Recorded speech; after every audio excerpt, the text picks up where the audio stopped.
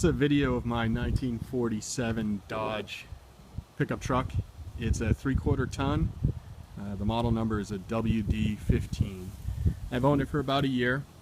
Pulled it basically out of a field. Got it started, running, stopping, and driving, and I've had a blast with it. It runs great. It's the original Flathead 6 with a 3-speed transmission. I use it pretty frequently. I go to Home Depot and Lowe's. Like you can see, I got a bunch of bricks in the back from doing some paver work in my backyard.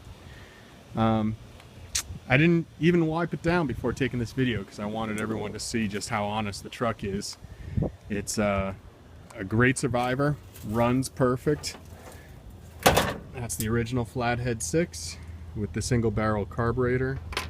I'll start it up. I wanted everyone to see that it's cold. I mean, there's no heat on the exhausts. It runs fine. It stops like a 1947 truck, so it's a little hairy sometimes. You have to be ready for it to stop, but it does. It does. So I'll show you the process for starting it. First of all, make sure it's in neutral. Pull out your throttle knob a little bit, your choke about halfway. Key in the ignition. You're going to want to pump the gas a couple times to put it up on the high idle, and then you're going to stomp on this pedal here until it starts. And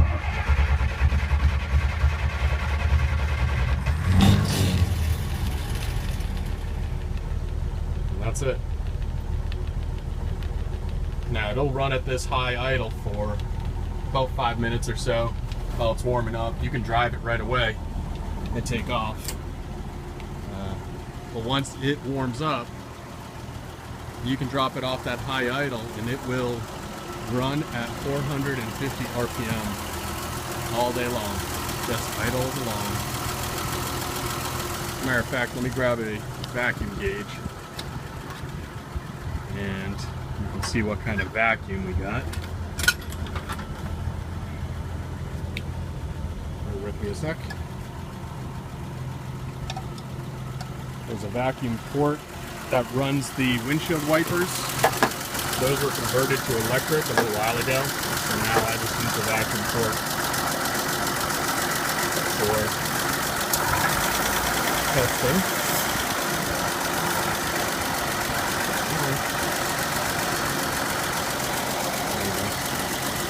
You can see I'm running right at 19. That is perfect. You want it to be between 18 and 21 for a good healthy motor. No vacuum leaks, no exhaust or intake valve leaks. That's a perfect vacuum right there.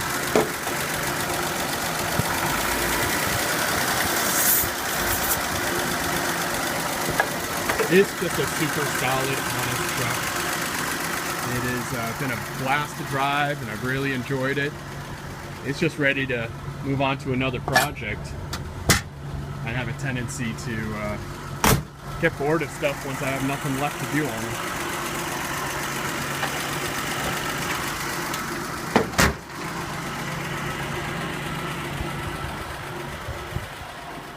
Walk around the back and hear the exhaust note. So quiet. Especially when this thing actually gets warmed up and I can reduce that idle. You'll see how quiet this thing really gets. So I'm going to go in with the throttle level. Let's see if I can keep it off there.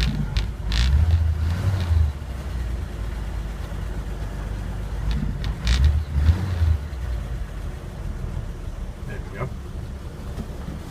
There we go. Now this is where it normally idles. It might be hard to even hear on the video.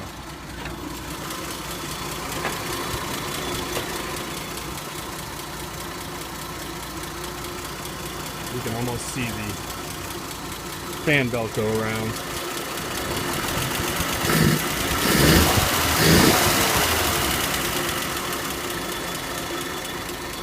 And it will run like this all day long. I'm going to put it up for sale. So if you are all interested in a really honest survivor truck, this is probably a pretty good one.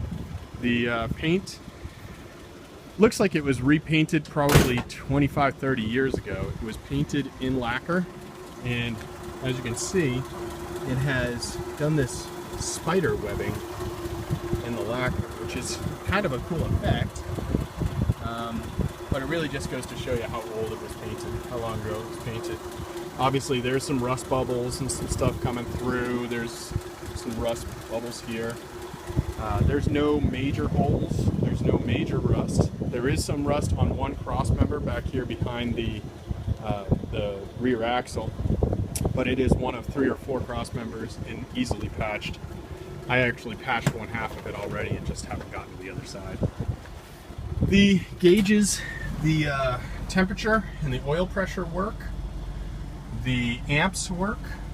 The fuel gauge here doesn't work, but I put a brand new fuel tank in with a brand new fuel sender unit, so that should work once it's hooked up. I honestly just didn't hook it up because I knew I was going to pull it out, and also this needle seems like it's actually outside of the gauge itself, so I didn't hook it up.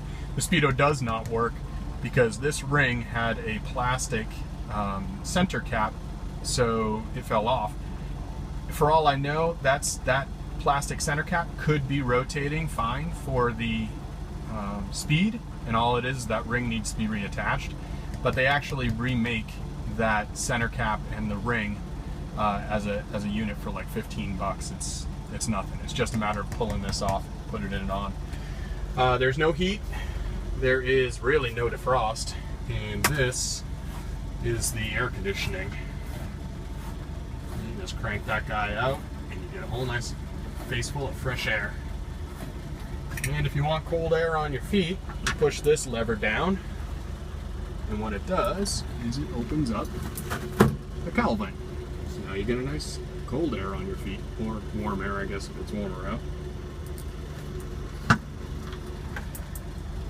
The choke works, throttle works. This is a headlight switch that is not working. I have just wired up my headlights here, and it's wired to the alternator, so you can't leave the headlights on by accident. They'll shut off once the car shuts off, truck shuts off, I should say.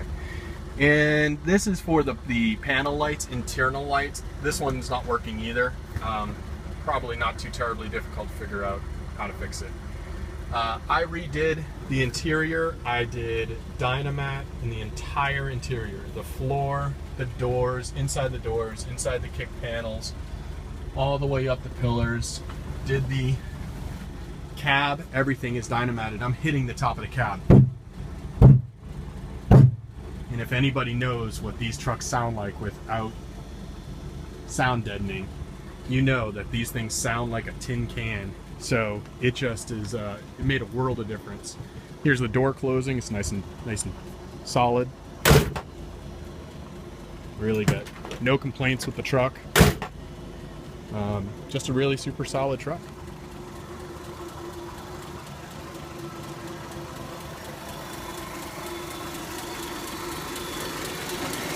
And that's it. I've wasted about